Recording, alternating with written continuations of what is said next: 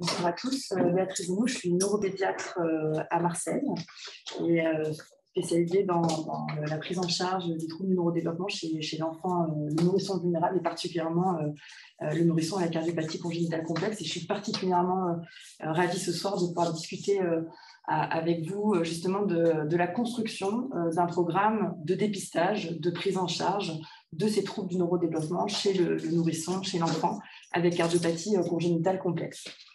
Alors, cette problématique, elle fait l'objet d'une préoccupation de santé publique, puisque l'HAS a publié en 2020 des recommandations de bonnes pratiques visant à améliorer le repérage et l'orientation des enfants à risque de troubles du neurodéveloppement, dans l'idée d'améliorer l'identification précoce et la prise en charge de ces enfants avec troubles du neurodéveloppement.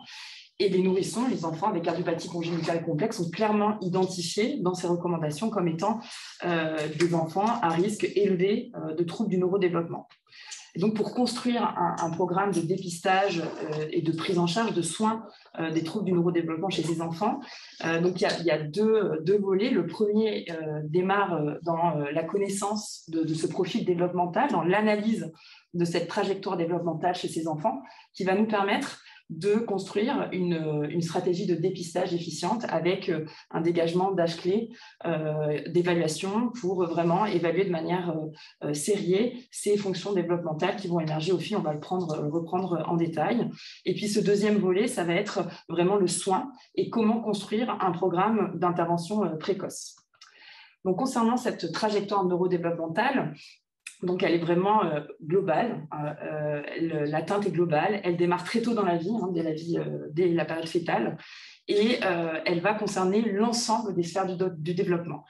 Donc, très tôt, on va observer une atteinte de la motricité globale avec un enfant qui va avoir un retard aux quatre pattes, à la marche. Puis, ça va être une atteinte de la motricité fine avec un enfant qui a un tremblement des extrémités, qui va avoir des syncynésies, des difficultés à réaliser des tâches minutieuses. Puis un retard de langage bien plus sur le versant expressif, puisque c'est des enfants qui ont une très bonne compréhension orale, mais qui vont vraiment avoir des difficultés à communiquer. Et tu l'as bien expliqué, c'est bien en relation avec une frustration, des troubles du comportement, un possible trouble positionnel.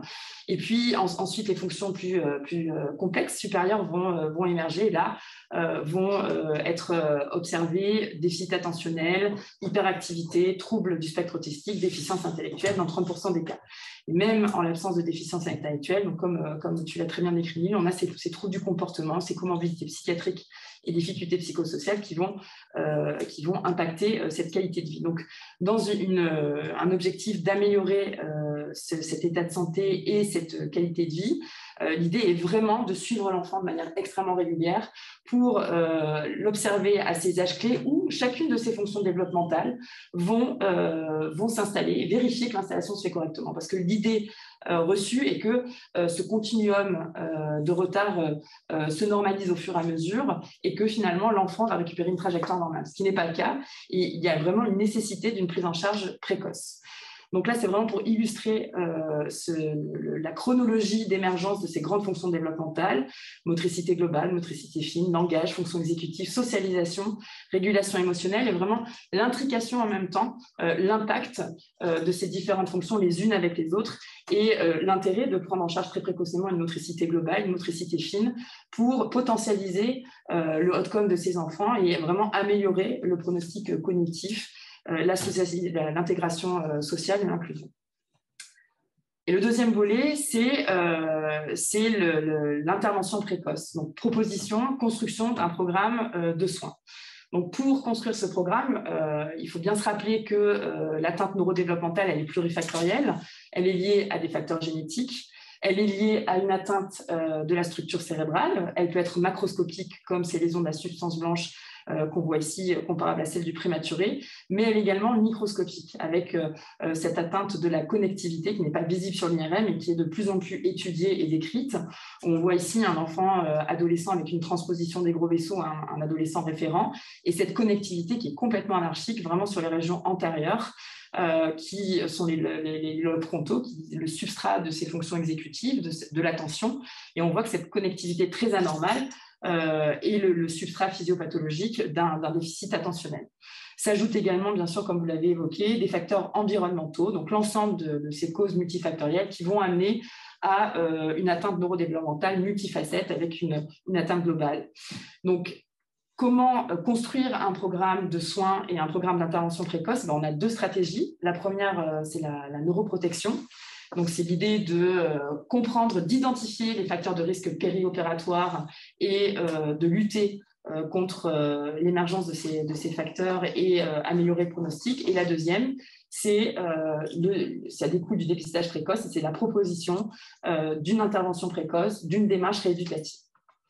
Donc concrètement, bien sûr, pour construire ce programme, on s'est appuyé également sur la littérature, comme Johanna l'évoquait. Donc en 2012, c'est l'Académie américaine de cardiologie de pédiatrie qui publie pour la première fois des recommandations sur ce suivi régulier, cette évaluation et ce monitoring des enfants cardiopathes. Et puis de 2018 à 2021, c'est le CINOC, donc ce groupe de travail international sur les troubles du neurodéveloppement, qui va publier une série de recommandations dans Cardiology in the Young, afin de vraiment étayer et aider les différents pays à construire ces programmes de dépistage et de suivi, de prise en charge. Les objectifs, c'est donc une identification la plus précoce possible et construire un programme personnalisé, accessible au plus grand nombre, avec bien sûr une évaluation des programmes menés. Ça, je crois que c'est vraiment un point qui doit être un objectif premier dans les années à venir. C'est vraiment évaluer les actions que nous menons pour statuer sur l'efficacité de ces actions et de ce programme, et définir également les éléments clés vers l'identification de biomarqueurs précoces de ce neurodéveloppement. Et donc, le CINOC a publié en 2020 des recommandations sur les âges clés à suivre dans l'évaluation des enfants cardiopathes. Donc, une évaluation à la sortie de l'hôpital, une évaluation à 6, à 18, à 3 ans et à 5 ans. Dans l'idée, à chaque fois, bien sûr, de focaliser sur la grande fonction développementale qui est en train d'émerger et qui est évaluable. Donc, les premiers mois, c'est plutôt sur les compétences motrices. À 18 mois, c'est le langage qui commence à émerger. On va le voir en détail, les précurseurs verbaux. Puis à 36 mois, à 3 ans, plus les fonctions exécutives, l'attention, le comportement. Et puis à 5 ans, c'est vraiment les capacités d'adaptation et la préparation à l'école. Concernant le plan d'action, eh bien, ce qu'il faut garder en tête pour construire un programme de prise en charge et de soins, c'est qu'il va falloir intervenir, comme l'évoquait Johanna, dans une fenêtre de susceptibilité. On a des fenêtres de plasticité où l'intervention précoce et intensive va permettre d'améliorer et de vraiment dévier la trajectoire. Et donc, c'est pour ça qu'il faut se battre pour les suivre, pour les dépister et proposer un programme rééducatif dans cette fenêtre où on a une marge de manœuvre. Bien sûr, on va proposer des soins préventifs, de la rééducation et une démarche qui doit être personnalisée, ciblée, adaptée, on va le voir en détail, dans l'idée également d'instaurer une guidance parentale. C'est-à-dire qu'on va intégrer le parent à la prise en charge rééducative avec des exercices d'autorééducation, dans l'idée vraiment d'amener l'enfant à son plein potentiel développemental, de favoriser son intégration sociale, son inclusion et son inclusion scolaire. Donc concrètement, fort de cette littérature et de cette connaissance de cette trajectoire développementale, comment construire et organiser un programme de dépistage, de prise en charge et de soins pour ces enfants avec cardiopathie congénitale complexe. Donc l'idée est de partager notre expérience marseillaise. Donc, sur le territoire PACA, on a décidé de stratifier la vulnérabilité de ces enfants en 2 grands groupes. Le premier, les nourrissons avec cardiopathie congénitale complexe qui ont une CEC dans les 2 premiers mois de vie.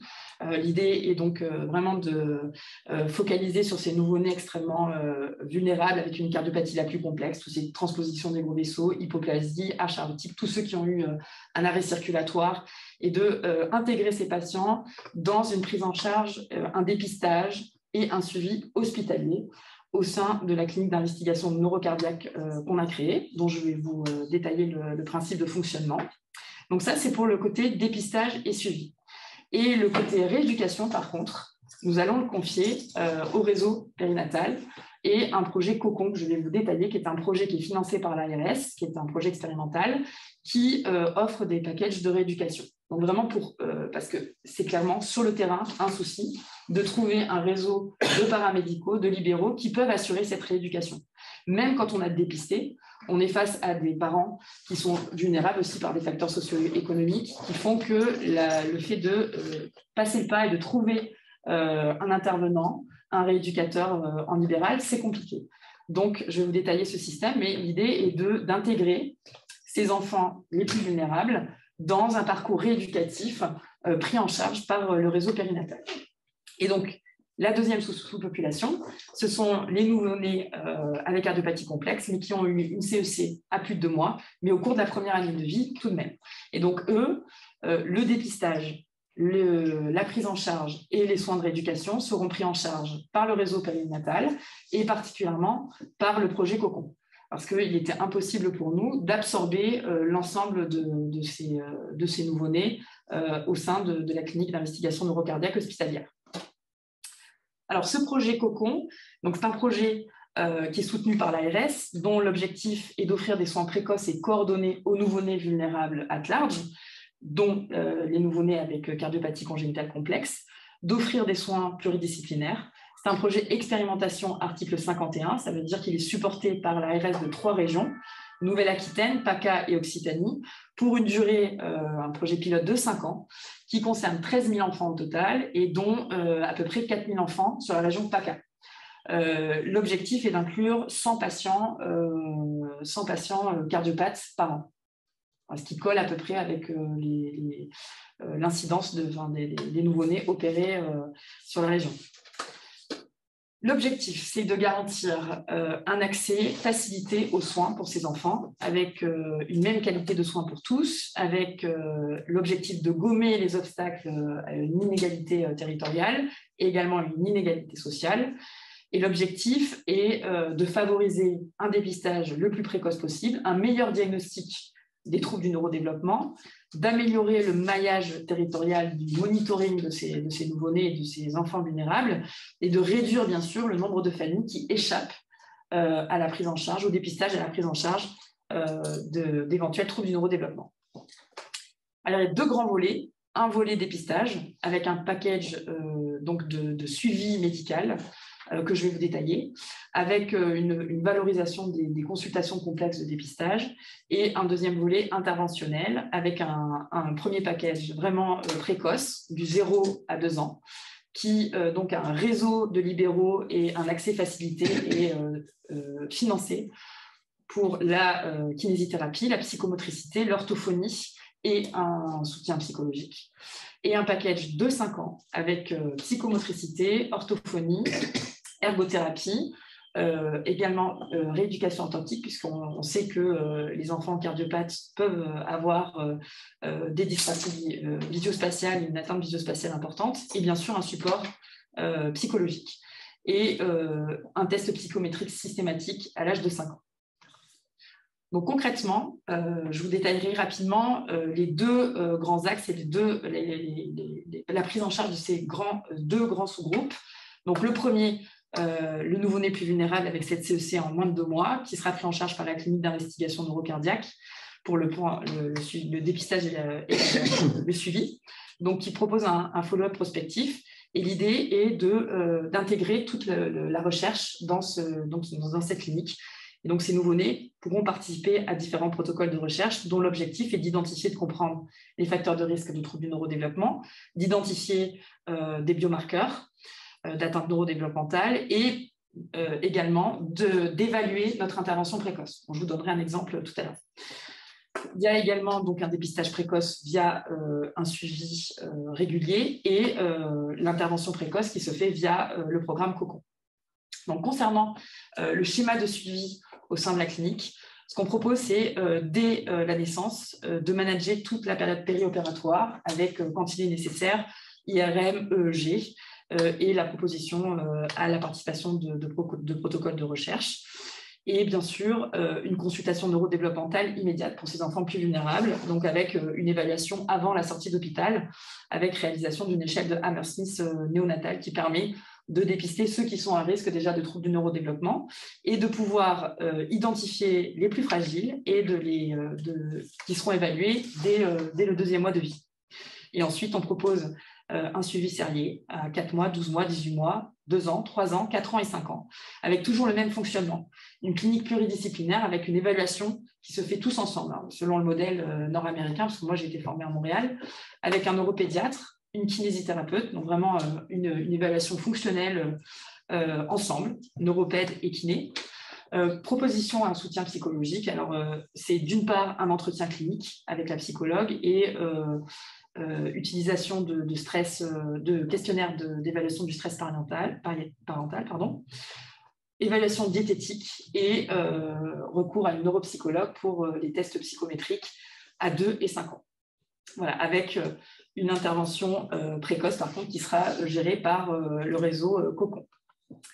Concernant les enfants, donc cette deuxième catégorie de nourrissons avec cardiopathie congénitale complexe qui ont une CEC entre 2 mois et 1 an, là, eux, ils vont être pris en charge directement par le réseau périnatal.